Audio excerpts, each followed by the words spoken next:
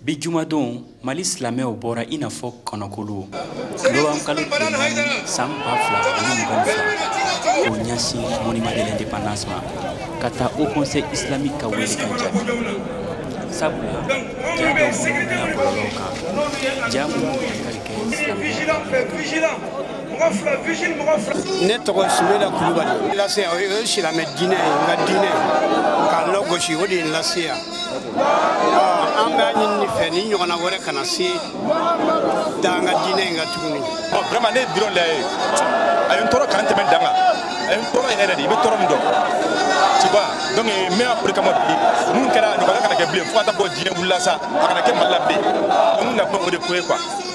Fɛn min kɛra Mali la a ma dogo mɔgɔ si la silamɛw bɛɛ bɔra a kalama a y'an tɔɔrɔ k'a dama tɛmɛ ale kelen tɛ dɛ mɔgɔ hakilina bɛ mɔgɔ min na k'u laseli tigɛ ka bɔ Mali la o de y'a lase yan bi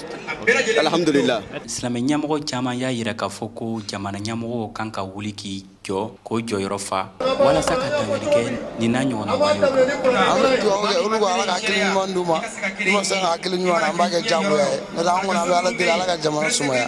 anw ye commerçants ye an yɛrɛ b'a fɛ jamana ka sumaya inshallah o de ye hakilina ye. Silamɛw bɛ yen u ma deli ka baga mɔgɔ si ma kira ni yahudiyaw ye jɛ kɛ a ma deli ka baga mɔgɔ si ma donc min fɔ autorité ye k'u jɔ jɔyɔrɔ la u ka sariya ta ni min ka kan a ka d'a kan foyi kana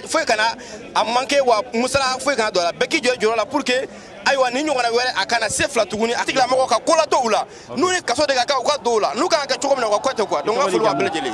A k'a dɔn k'a fɔ ko nin ko in na sariya ɲɛmɔgɔw ye olu cɛla mɔgɔ kofolen dɔ b'u cɛ olu cɛla mɔgɔ kofolen dɔ b'a la i n'a fɔ Dunbi Fakoli. Mokhtar Bari, VOA Bambara tɔgɔ la ka bɔ Bamako.